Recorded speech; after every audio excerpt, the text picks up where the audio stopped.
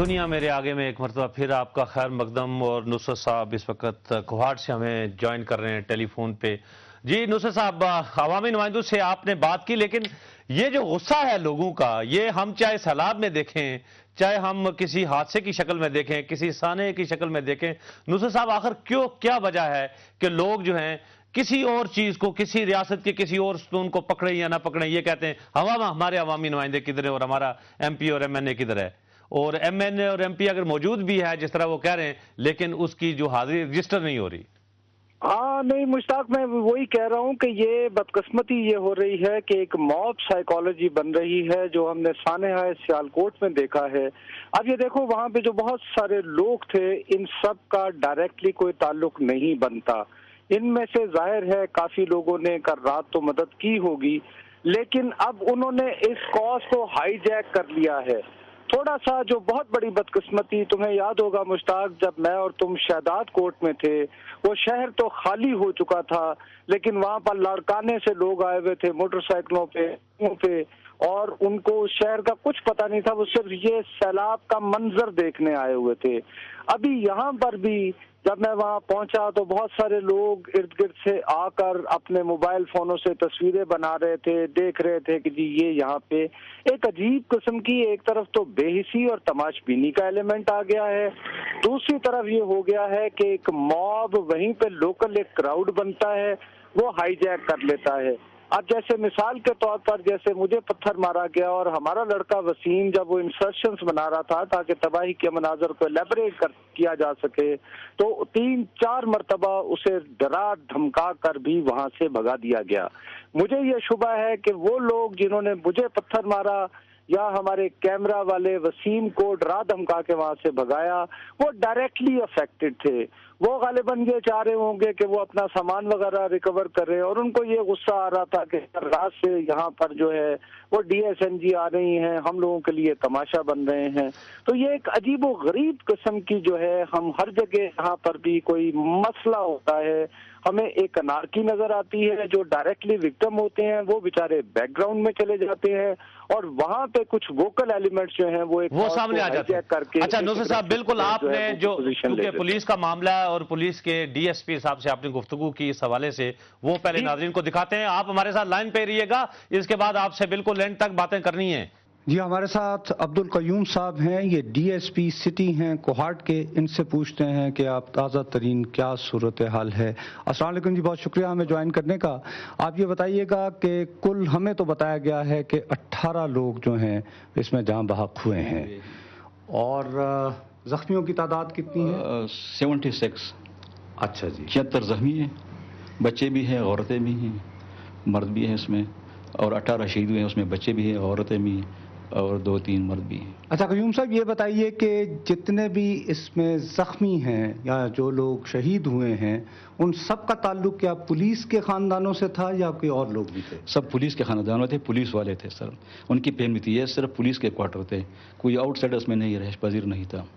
اچھا یہ فرمائیے سر کہ آپ کے یہاں یہ دہشت گردی کا واقعہ جو ہے، میرا خیال ہے لاسٹ جو بڑا اسکیل کا ہوا تھا وہ اپریل میں ہوا تھا، یا کہ نہیں اس کے علاوہ بھی ہوئے ہیں؟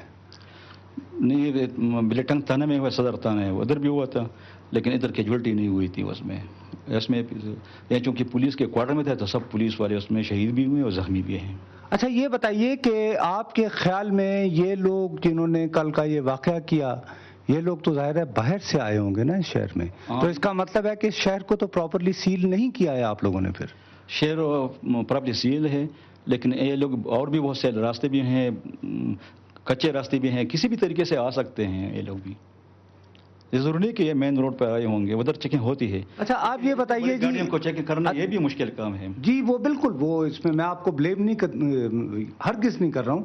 یہ فرمائیے آپ کہ میں وہاں پہ 1-2 عینی شاہدین سے ملا ہوں، جی انہوں نے یہ بتایا کہ کیسے گاڑی آئی تھی، اس کے پیچھے پھول تھے وغیرہ وغیرہ۔ میں نے کہا آپ سے پولیس نے رابطہ کیا کہ وہ بندہ جو آپ کہتے ہیں گاڑی لے کر آیا تھا اور اترا پھر اس میں سے، اور آپ اس کا کوئی خاکہ وغیرہ بنواتے؟ انہوں نے کہا نہیں جی ہم سے کسی نے رابطہ نہیں کیا۔ یہ ہم کر لیں گے، پولیس جو تفتیش ہو رہی ہے وہ کر لیں گے، اس سے رابطہ کریں گے۔ رات کو تو وہ ساری رات ہم نے ادھر گزاری ہے۔ آج صبح کور کمانڈر صاحب آئے تھے، آئی جی صاحب بھی آئے تھے، मिनिस्टर साहब भी आए थे, तो तफ्तीश वाले कर लेंगे, तो इतनी जल्दी तो नहीं है, कर लेंगे। लेकिन आपका ये ख्याल है कि क्योंकि देखिए यहाँ पर एक गाड़ी दाखिल हुई है, उसके बाद एक आदमी उतर के निकला है, तो अगर कोशिश की जाए तो उसको लोकेट तो किया इंशाल्लाह करेंगे, इंशाल्लाह हो जाएगा, ये टेस्ट हो जाएगा। लोगों ने देखा है जो आदमी इस गाड़ी लाके खड़ा करके वापस चला गया है, और छोटे बच्चों ने भी देखा है, रास्ते में भी लोगों ने देखा है, उनसे हम हाका लेंगे, उनसे उनका हाका बनाएंगे, इंशाल्लाह टेस्ट हो जाएगा। लेकिन देर नहीं होगी इसके लिए क्या क़य्यूम साहब? नहीं, देर तो नहीं है, लेकिन ये तो तफ्तीश है, हो रही है, बस हो जाएगी इंशाल्लाह। अच्छा, एक और जो लोगों को शिकायत थी वो ये कह रहे थे कि लोग बहुत देर तक मलबे के नीचे जो है वो दबे रहे और उनके लिए प्रॉपर मशीनरी नहीं आ पाई, इसके बारे में क्या कहेंगे? मैं खुद मौजूद था, मशीनरी की तलब की आई, लेकिन टाइम तो लगता है कि वो तैयार तो नहीं करी थी, पुलिस लाइन में हमारे साथ तो नहीं थी, आर्मी से मंगवाई, उसमें तो टाइम तो लग सकता था। लोगों ने बड़ी मदद की है, पुलिस वाले भी आए थे, हम सब मिल के वो ईंटों को हटा के उनके से निकाल रहे थे, लेकिन मशीनरी भी आई हो, उसने भी कर, लेकिन ज़्यादातर लोग अपनी मदद आपके तहत निकाले गए हैं।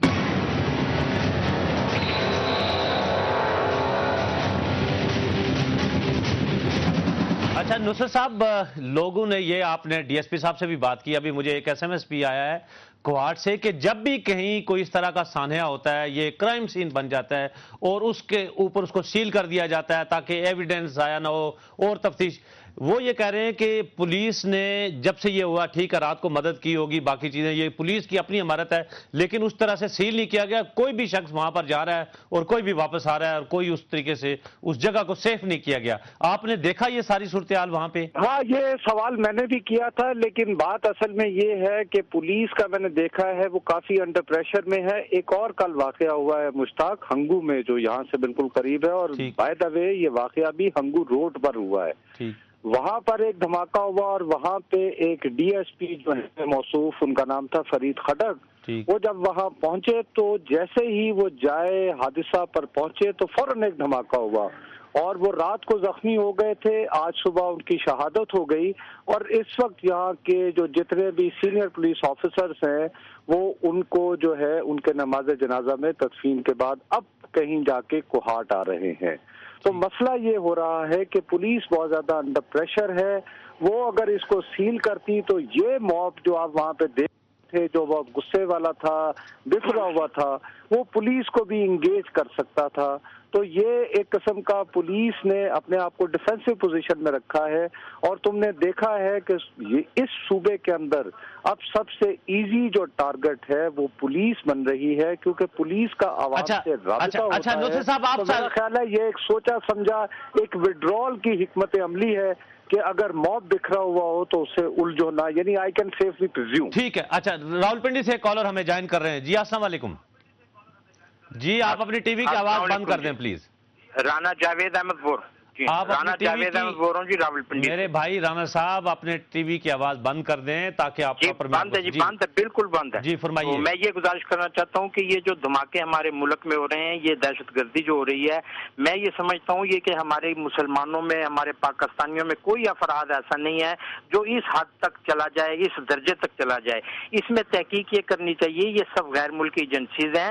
अब देखें, अगर मैं एक पिस्टल भी लेकर निकलूँ ना घर से और उसी वक्त मैं पकड़ा जाऊंगा, तो ये पकड़े क्यों नहीं जाते? और अगर कोई पकड़ा जाता है तो उसका सोल्यूशन क्यों, उसका हल क्यों नहीं होता? वो कहाँ गया दहशत? राना साहब बस यही एक हमारे वो ये है कि ये ठीक है, एजेंसी भी हमारे दुश्मन को इससे फायदा उठाना चाहिए, ज़ाहिर है वो हमारा दुश्मन है, लेकिन हमारे ये लोग हैं, ये लोग जो गुमराह हो चुके हैं और ये इस तरह के, और जो बच्चों और औरतों के ऊपर भी अटैक नहीं कर रहे। बहुत बहुत शुक्रिया नुसरत साहब, आपने बात सुनी मेरे ख्याल में। अब बिल्कुल तफसील मुश्ताक, अब ये काफी हो गई है यार, ये बहुत साहब बिल्कुल हो गई है। 5 सेकंड रह गए। मुझे अपनी टीम के साथ यहाँ पर आते हुए 4 मरतबा नीचे उतरकर अपना कार्ड दिखाना पड़ा, अपनी तलाशी देनी पड़ी, अपनी गाड़ी को चेक करवाना पड़ा है। ऐसी बात नहीं है, ये लोग हम ही में से हैं और हम ही में से, बस मैं तो आपको ये रियलाइज करना चाहिए कि औरंगजेब एजेंसी बहुत बहुत शुक्रिया नुसरत साहब, यहाँ से खुद इंतहा बस जल्दी आ जाए और जो आपको पत्थर लगा सर के ऊपर वो उसकी बाकायदा आके उसका इलाज कराएं, उसको पट्टी वट्टी बांधे। मुझे यकीनी लाजमी तौर पर और यकीनी तौर पर ये दुख हुआ है, ये ना कहें आपने मुझ पे ताना भी मारा है कि शायद गोली ना हुई, उस तरह की बात आप ना करें, आप वापस आए। नाज़रीन, آپ نے سانحہ کوہاٹ کے اوپر آج یہ رپورٹ اور یہ پروگرام دیکھا. آپ ہمیں اپنے فیڈ بیک سے نواز سکتے ہیں اور ہمارا ای میل ایڈریس ہے اس کے لیے dma@duniatv.tv. نصرت صاحب کا شکریہ, وہ کوہاٹ میں ہیں. مشتاق بن ناز کو اسلام آباد سے اجازت دیجیے. اللہ حافظ.